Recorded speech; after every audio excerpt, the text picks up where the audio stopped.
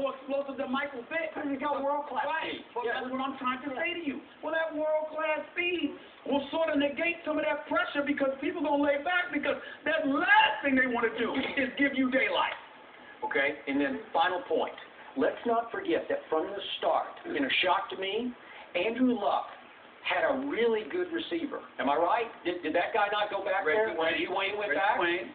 I don't know what it was. Reggie Wayne. But somebody talked him into coming back there and being the go-to #1 proven all-pro receiver. You got Reggie Wayne to start with, and that's been his favorite target from the start. Right. Plus Kobe Fleener was his security blanket in college, and they drafted him.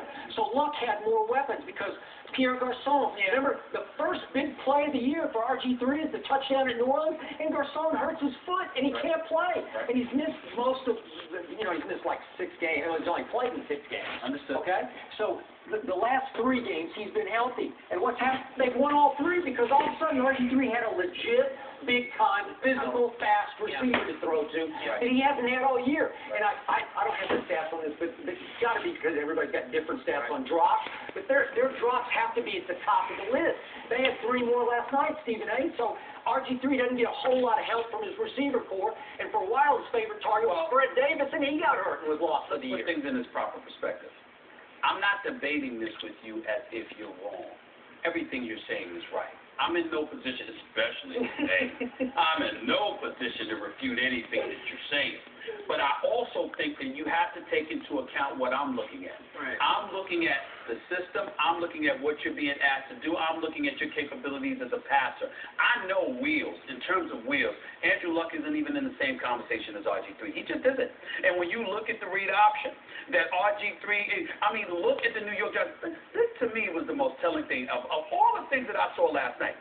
I couldn't believe, and don't get me wrong, I'm not knocking them, I'm not maligning them for it, even though I didn't like to see it. The Giants did everything but kiss RG3 after the game. You see Justin Tuck and all the players going up to, they did everything but bow and pay homage to this dude. They are clearly in awe of this dude's ability, and all I'm saying is that it's primarily that athleticism, his intellect, his ability to read defenses, his ability to fling the football, all there. I think Andrew Luck is right there with them. Where Andrew Luck gets left in the dust is when it comes to RG3's wheels. Because if you have to worry about it, think about it. It paralyzes the defense when you're wondering who's going to run the football. Because what if RG3 keeps it? What if he keeps it? And that's what it is. That's what it comes down to. So to sum this all up, you were correct, and you were not. Oh, God, rubbing it in, Jerry. Boy, that was a shot. She got her moment. I know. I'm going to take it in now, but she